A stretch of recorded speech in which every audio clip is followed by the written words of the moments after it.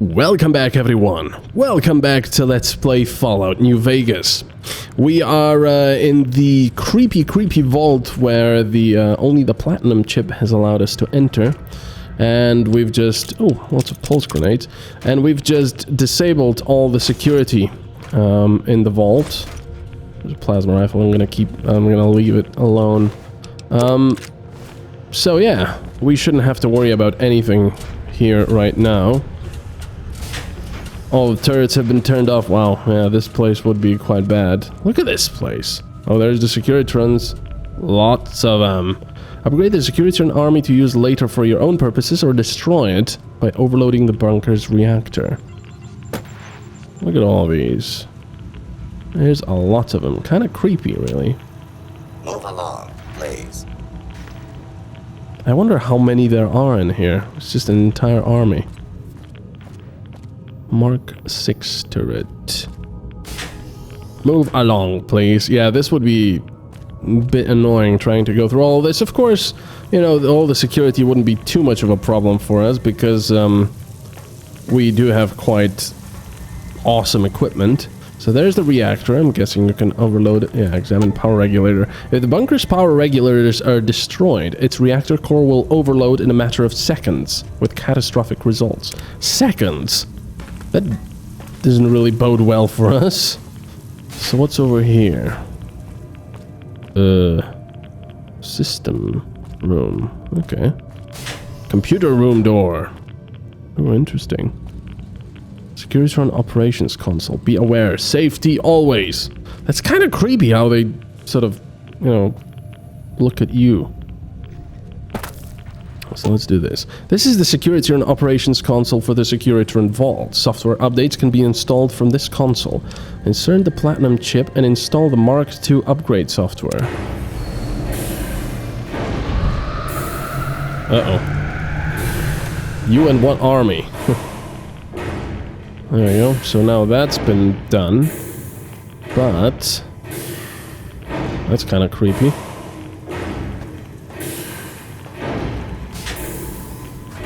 That's another one of these. So we've done that. However, report back to Mr. House for further instructions. Wait, does he already have... ah, he needs the platinum chip to control them, I'm guessing. So... oh, Mr. Handy. Hello. Yeah, it's just lots of these that, where you can overload the reactor. So we've upgraded their systems. So now we can go to Yes Man, I'm guessing. Let's see. My glove, blah blah blah. A little talk to the receptionist. Return to Yes Man, kill or disable Mr. House. Yeah, this is what we'll be doing. But of course, we can return to Ceasar. What? Accept Caesar's first task. Okay. We didn't actually destroy the place yet. So I wonder if he's going to leave it alone if we go back without doing it. Without destroying the place. I'm guessing these guys will not let us out. So let's see what they say. They'll probably say, why haven't you destroyed the place? We are going to kill you now. Blah. You've carried out Ceasar's will, but I must confiscate your equipment again. Why? I haven't carried out his thing. I'm almost tempted to see what he says next. Sure, here you go. You're free to leave. Yeah, I'm probably going to reload. Did I quick save? I don't know if I have. It's kind of a mistake on my part. Oh well.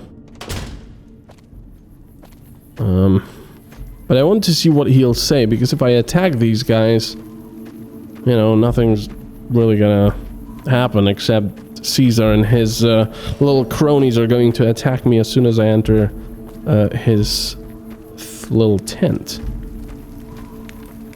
But I want to see what he says, and I haven't really destroyed the place. And of course, we probably don't have the chip anymore. No? The platinum chip. No. So we have to get it back again. Yeah, I'll probably have to reload because Otherwise, I'm assuming Ceasar will do whatever he wants with it. So let's go to the tent.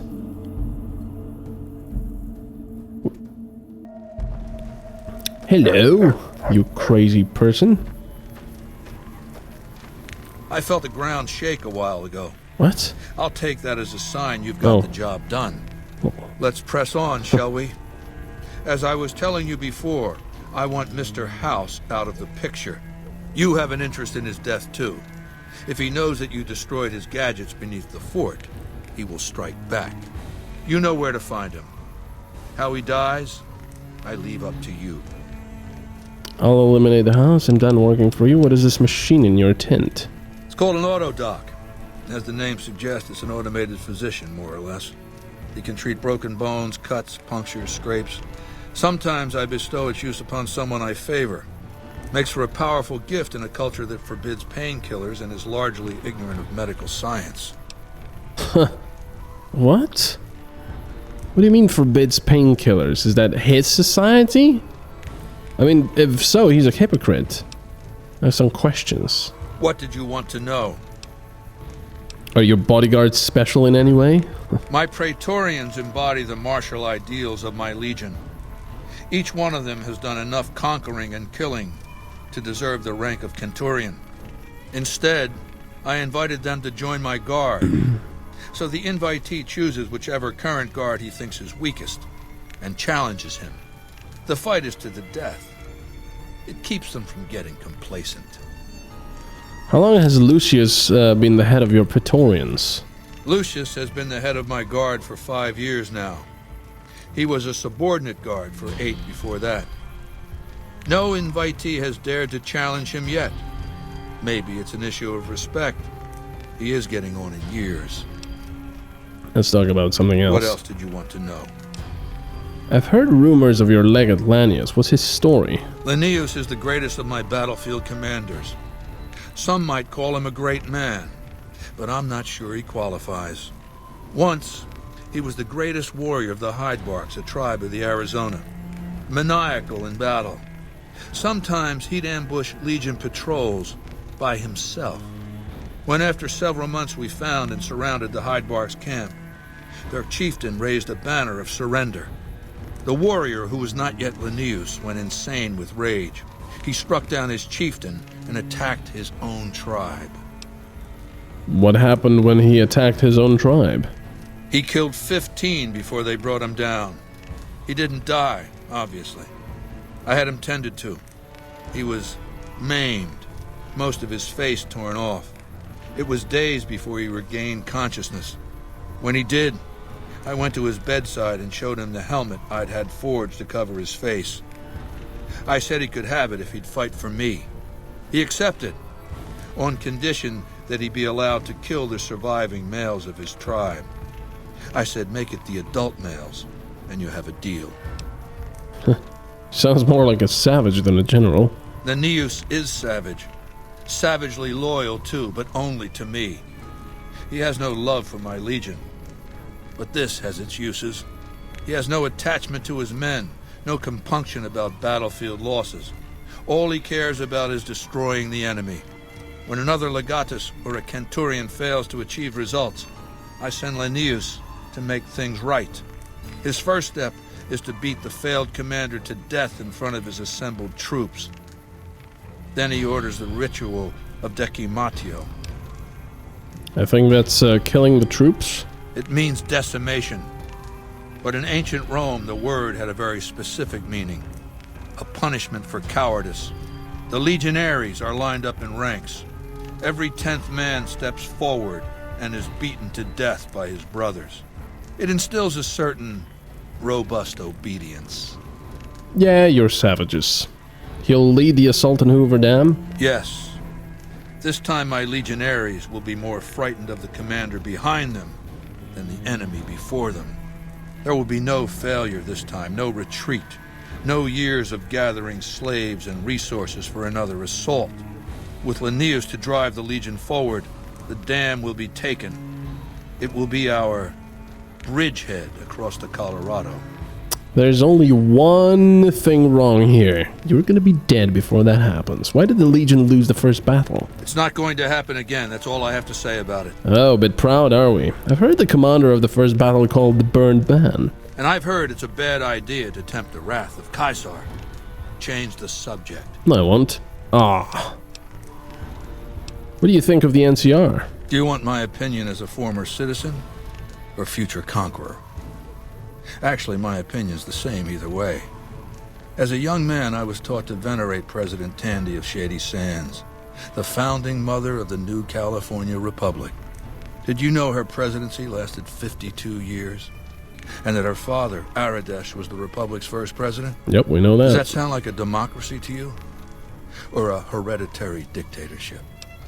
President Tandy was voted into office each time. Because the council didn't dare oppose her. She was too popular. She had the people's love. So things ran smoothly, more or less. And as soon as she was gone, as soon as there really could be democracy, what happened then? Ever since losing its queen, the NCR has been weaker, more diffuse. Democracy has been its weakness, not its strength. How is the NCR weak? Greed runs rampant. The government is corrupt, accepting bribes from Brahmin barons and landowners to the detriment of citizens. The NCR is a loose conglomerate of individuals looking out for themselves. It's lost virtue. No one cares about the collective, the greater good. It's not built to last. I'm just hastening the inevitable. Surely the NCR is a powerful foe. Of course. The most powerful my legion has faced. Also the first to which I am ideologically opposed. Until now, every tribe I've conquered has been so backwards and stunted. Enslavement has been a gift bestowed upon them. Oh, I'm sure about it. My conquest of the Mojave will be a glorious triumph, marking the transition of the Legion from a basically nomadic tribe to a genuine empire. Nope. Just as my namesake campaigned in Gaul before he crossed the Rubicon, so have I campaigned and will cross the Colorado. First of all, you're not Ceasar. You're just an impersonation. A bad one at that. And secondly, you're gonna die. What do you know about Mr. House? I know he's a coward, hiding behind an army of robots ensconced in that tower of his like a wizard in one of those Grognak comic books. Some say he's a man, others a machine. I don't care. He's in the way. What role will regional powers play in the conflict? I've analyzed the region's tribe to determine how they might be useful. I may tell you more at a later time, if it suits me. Well, you won't, because you'll be dead. How many times have I said that now? How did you rise to power? Ironically, I was born a profligate myself, a citizen of the NCR. My family lived not far from the Great Boneyard. After raiders killed my father, my mother sought the followers' protection. I was 2 years old. She found work at their library, cooking and cleaning. I learned how to read, and soon I was taking courses, free of charge. You were a follower of the apocalypse? Oh yes, raised in that tradition. And the teaching stuck. I was taught it was my responsibility to bring the torch of knowledge to the wastes. I may have taken the torch part more literally than they intended. What changed you from a follower to dictator? When I was 20, the followers sent me east to Grand Canyon. It was my first expedition. Just me and a physician named Calhoun. As an anthropologist and linguist, my assignment was to learn the dialects of the Grand Canyon tribes. What a fucking waste of time. Why would learning dialects be a waste of time? If you think it's worthwhile to make smart people learn how to talk like backward savages, you're a follower of the apocalypse. Or an idiot. Anyway, we met up with a Mormon missionary who already knew a bunch of dialects. Joshua Graham. He was supposed to teach me, but before that went too far, the Blackfoot tribe captured us to hold us for ransom. They were a backward bunch, but the real problem was they didn't know how to fight. What's wrong? What was wrong with the Blackfoot? The Blackfoot were at war with 7 other tribes, each just as pissant as they were. But outnumbered like that, they weren't going to last long. It's one thing to be taken hostage, another to be lashed to a sinking ship. So over Calhoun's objections, I decided to take certain steps. What steps did you take? I taught them how to use the guns they already had, how to strip and clean them, how to breathe when pulling a trigger, how to reload ammunition. They looked at me like I was some kind of a sorcerer. So I taught them how to make explosives and started drilling them on small unit tactics. If there's anything I learned as a follower of the apocalypse, it's that there's a lot of good information in old books. What happened after you trained the Blackfoot? Divide et impera, divide and conquer. I led the Blackfoot against the Ridgers, their weakest enemy. When they refused to surrender, I ordered every man, woman, and child killed. When next we surrounded the Kaibabs, and they likewise refused, I took one of their envoys to the Ridgers' village and showed him the corpse piles. This was new for the tribes, you see. They played at war, raiding each other, a little rape and pillage here, a little ransoming there. I showed them total warfare. Like I said, there's a lot you can learn from old books. And from a mental, condition. What happened to the tribes? Kaibabs joined me, and the Fredonians after that. All the pissant tribes with names that should be forgotten. I knew from the start I'd need to eradicate this plague of tribal identities, replacing them with a monolithic culture, a uniform identity. So that's what I did once my confederation of tribes was large enough. I crowned myself Ceasar and created a single great tribe, my legion. I sent Calhoun, the follower captured with me, back west with a message that I should not be interfered with. Joshua Graham, the Mormon interpreter, stayed with me and served as my first legatus. And since forming the Legion, all you've done is conquer other tribes? That's right. Decades of warfare, absorbing lesser tribes, gathering power, forging the dross into a vast, razor-sharp scythe. My Legion's expansion has never ceased. Much of the Utah and Colorado and all of Arizona and New Mexico are mine. We have cities of our own, but nothing compared to Vegas. Finally, my Legion will have its Rome. Wow, he's really the hypocrite. He wants this big city, even though they say that they're all corrupt. He despises all the tribes, yet his Legion is pretty much tribes. Ugh. Why is Caesar's Legion so strange? I used Imperial Rome as the model for my Legion precisely because it was so foreign, so alien. I'd seen what had become of the NCR's attempts to emulate the culture of pre-war America, the infighting, the corruption. Rome was a highly militarized autocracy that effectively integrated the foreign cultures it conquered. It dedicated its citizens to something higher than themselves, to the idea of Rome itself. In Rome, I found a template for a society equal to the challenges of the post-apocalyptic world, a society that could and would survive, a society that could prevent mankind from fracturing and destroying itself in this new world by establishing a new Pax Romana. No, there will be no Pax. What does Pax Romana mean? Roman peace. There will be no peace because you'll be dead. It means a nationalist, imperialist, totalitarian, homogenous culture that obliterates the identity of every group it conquers. Long-term stability at all cost. The individual has no value beyond his utility to the state, whether as an instrument of war or production. So you'll destroy the NCR because you hate its inefficiencies? No. I'll destroy it because it's inevitable that it be destroyed. It's Hegelian dialectics, not personal animosity. Hegelian dialectics? What are those? How do I put this basically enough? It's a philosophical theory, the kind you might encounter if you took time to read some books. The fundamental premise is to envision history as a sequence of dialectical conflicts. Each dialectic begins with a proposition, a thesis, which inherently contains or creates its opposite, an antithesis. Thesis and antithesis. The conflict is inevitable, but the resolution of the conflict yields something new, a synthesis, eliminating the flaws in each, leaving behind common elements and ideas. So what's dialect about you and the NCR? Oh, dialectic. The bombs wiped the slate clean. Human civilization descended to a level of ignorance that effectively set our cultural progress back to zero.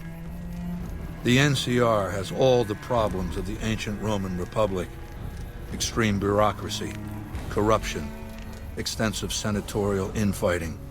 Just as with the ancient Republic, it is natural that a military force should conquer and transform the NCR into a military dictatorship. Thesis and antithesis. The Colorado River is my Rubicon. The NCR Council will be eradicated, but the new synthesis will change the Legion as well, from a basically nomadic army to a standing military force that protects its citizens and the power of its dictator.